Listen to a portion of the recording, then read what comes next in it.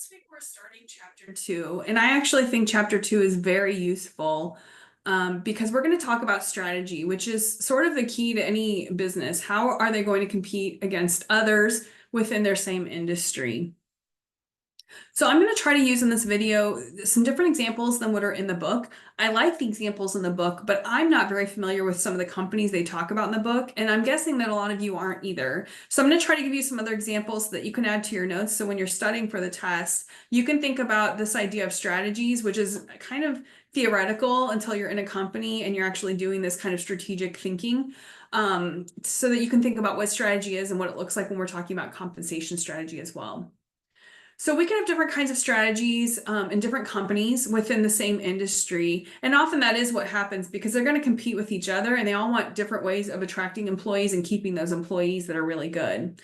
So a really good example of this to think about this is Walmart versus Target. You don't even have to know much about the compensation strategies of Walmart or Target, but you know that they have different strategies in the way they're competing in terms of the retail markets they're in. So Walmart, when I think about going to Walmart, I'm trying to get a very cheap, quick product. There's often a lot of variety that I can get at kind of different levels of that, like different features that products can have. They're usually low priced. So if I need to buy a lot of items, especially when I'm short on cash, I might go to Walmart to buy those items.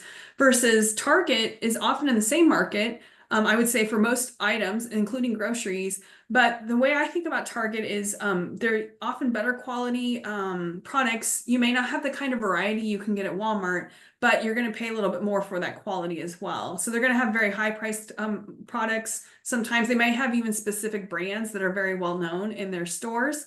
Those are different strategies within the same industry. Those are two organizations that have very different strategies, and they both compete quite well. They're both making a lot of money. They're very successful companies that are growing even to this day. So that can work for a lot of companies. You can also have business units within the same organization that have different strategies. So an example of this is Disney. Disney actually owns a lot of different companies. So they own, for example, Disney Channel, they own Disney theme parks, they own ESPN, I think they own FX, they own Disney Plus streaming service, ESPN Plus, Hulu. They have lots of different businesses within the same organization. Each of those businesses is actually competing in a different industry. And so each of those businesses has to have its own strategy to compete in a business. So let's just take a really maybe simple example. If you are Disney and you own Disney Channel and ESPN, the channel, the markets for those are very different. Disney Channel is really marketed toward families and kids, whereas ESPN is more marketed towards sports enthusiasts and maybe even the general public just watching kind of sports on TV. So the way that you're going to market those two channels is going to be very different. What strategy you're going to have to actually compete against, for example, Disney's competing probably against Nickelodeon and other kids networks versus ESPN that's competing against maybe other TV networks, but also others that have contracts with the sports organizations that they're trying to get contracts with. Those are going to be very different ways of competing. So those are different business units within the same organization that have their own business strategies as well. The other thing we have to think about is when business strategies change, so either your organization strategy overall changes or like if Disney Plus changes their strategy, and how they're going to compete. For example, they may increase the price of a subscription to Disney Plus. Your pay systems have to change as well because your pay systems need to align with that strategy to make sure that your compensation system is supporting your strategy for your business. And that's if one thing changes, the other thing has to change as well. So strategy, when we talk about it, is the fundamental direction that an organization chooses. It doesn't have to stay in the same direction forever. A really good example is Walmart, and this may be something that is before your time, but Walmart, when I was growing up, it was well known for having American products. So the things they sold in their stores were made in the US. Well, that was in the 1980s. As I grew up into the 1990s, after the North American Free Trade Agreement was signed, that sort of thing, Walmart really stopped selling itself as a place that sold only American products and was selling more just worldwide products because they were trying to keep prices down. And a lot of those products were made in other countries like Mexico and China. That's a fundamental direction shift for Walmart. It changed their strategy, but it also meant they had to change their compensation strategy as well it may not be obvious to you, but if you're buying products to stay efficient in terms of prices, you're going to have to change the way that you're incentivizing your employees to sell those products as well, because the more products you sell, the more money you make, versus when it was mostly American production, it was more about the quality of those products and supporting US production. So to compete, organizations have to consider the unique ways that they're adding value, and then they may have to change that as time goes on and conditions change within their industry. I really like this chart. It may be confusing for you, but this is the way I think about strategy at the different levels within an organization. So if we start at the top, with the corporation that we have, so if we have Disney, for example, their corporate objectives, their mission, vision, values, they're going to decide all of that at a corporate level. And then that will be kind of the strategy decision they have to make there is, what business should we be in? So they may be an entertainment company. I have no idea what their actual mission, vision, or values are, but perhaps their strategy is, we want to provide entertainment for families. I don't know if that's actually their strategy, but we're just going to say that right here for an example. That's their business strategy. But then they're going to have different business units that help them support that overall organizational strategy. So they own Disney theme parks.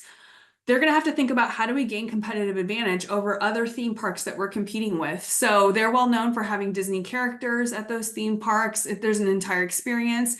When I was a kid, it was just like, Disney World, but now they have hotels related to that. They have a cruise line. They have other things that are expanding these business units and helping them to compete within their different industries. So that you're thinking about, for like Disney theme parks, how are we competing within the theme park industry, for example, versus Disney Channel that's competing within a TV industry for business units.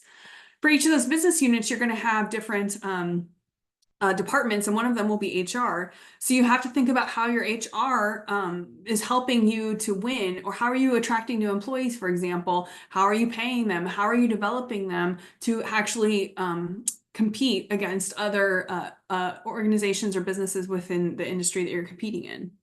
Within HR, one part of that is compensation. So this is where we have to think about how our compensation system is helping us win.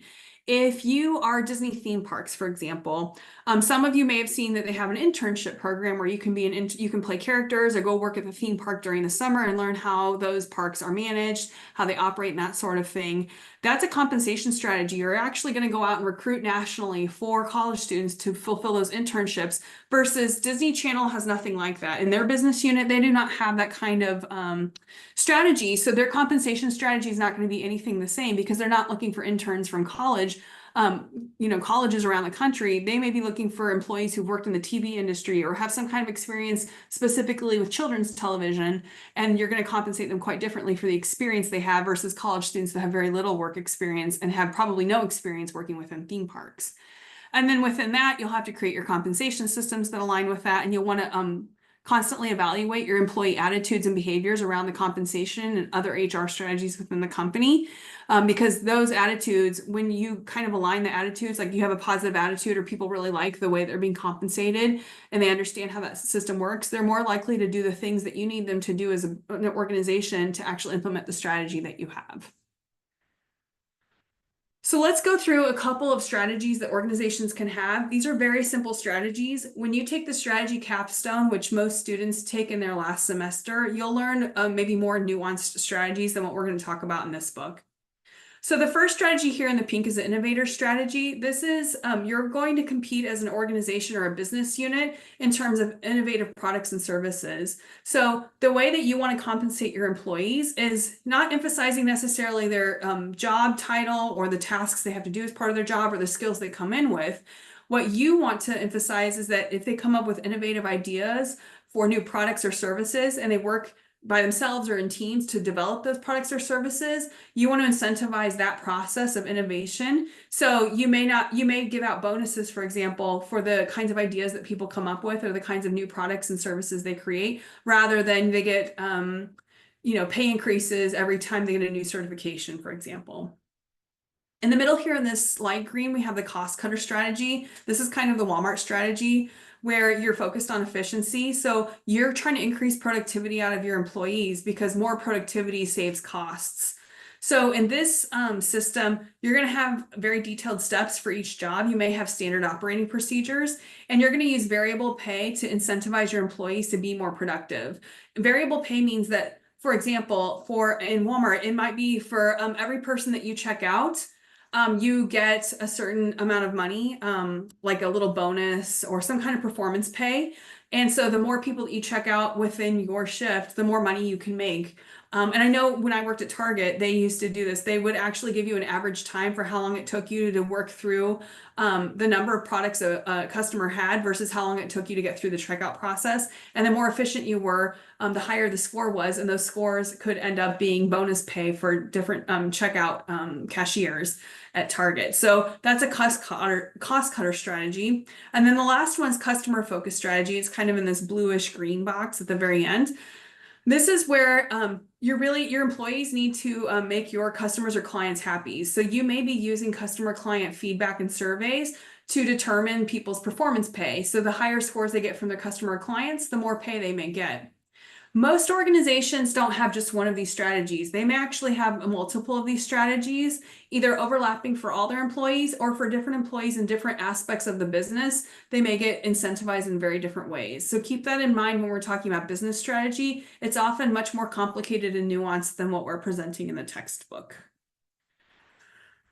So one way that you can think about compensation strategy is this handy little formula. So it's called the AMO theory. AMO is ability, motivation, and opportunity. And it says that performance, so the way that employees actually perform within your organization is a combination or a function of their ability to actually do the tasks you need them to do as part of their job, their motivation to do those tasks, and then the opportunity to actually do those tasks successfully at work. And here's a really good example of how a compensation strategy can go well or can go very wrong within an organization. Say that you have an innovation strategy, and that might be the example I use throughout this chapter in these slides to give you a sense of how we think about strategy and aligning it with compensation. You may have an employee who they work in a team, and that team is supposed to come up with the next version of the product that you sell. Maybe you sell bicycles, and they're supposed to come up with the next year's model for that new bicycle. Well, you'll want to have people or somehow train people who know something about the mechanics of a bicycle, how to make a bicycle. They might want to know some of the engineering mechanics as well, like how do you make a bicycle faster or safer, that sort of thing. That might be your ability. If they're working in a team, you may want to incentivize them in their teams instead of as individuals so that they'll work better with their team. That might motivate them to work in their team better and to be better about coming up with new ways to innovate this bike design for the next year. And then that means you have to give that team time, space, and resources to actually design the next bike. If you don't give them the time to work together, or if they don't have the resources to do a good job, it doesn't matter how much ability or motivation people have, they just won't be able to do the job that you've asked them to do and that you want to incentivize them for. Another example, and this might be a very good example that some of you have seen in workplaces. If you're in this kind of company, say they design bikes, maybe that's what this company does, and you have an administrative assistant, if you're trying to use the same incentives for that administrative assistant that you use for those who are designing the bikes, it's not going to work well at all. That person may have the ability to innovate bikes. They may not have much knowledge about how bikes work, but they can come up with new design ideas. They may be motivated. Maybe they're really interested in bikes, and that's why they're working at this company. But they may not have the opportunity in their job. If they're an administrative assistant, they may be working on paperwork a lot or working on a computer. They're not necessarily working in teams to help design bikes. Then if you're incentivizing your employees, all of your employees, on how well they design a new bike for the next year, that person will never get those incentives because their job doesn't allow them or doesn't give them the resources or time or space to actually do the thing, giving them the opportunity to design that bike. So that's how you have to think about your compensation strategy for all of your employees, as in aligning your compensation strategy with your business strategy. Here's a graphic from the book. I'm going to say this graphic for me is quite confusing, so I'm not going to ask you to memorize it, and we'll talk about parts of this graphic as we go through this class, but I did want to talk about fit very quickly. So we have two kinds of fit, and we're going to talk about fit in other places in this chapter. And I want you to think about both kinds of fit when we're talking about fit, just generally. There's one kind that's called horizontal fit. And this is thinking about HR strategy generally, that compensation is just one aspect of HR. We have other HR aspects like recruitment, training and development, performance evaluation, that sort of thing. These are all different aspects of HR. And what you're trying to do is align your compensation strategy with all of those different aspects of HR.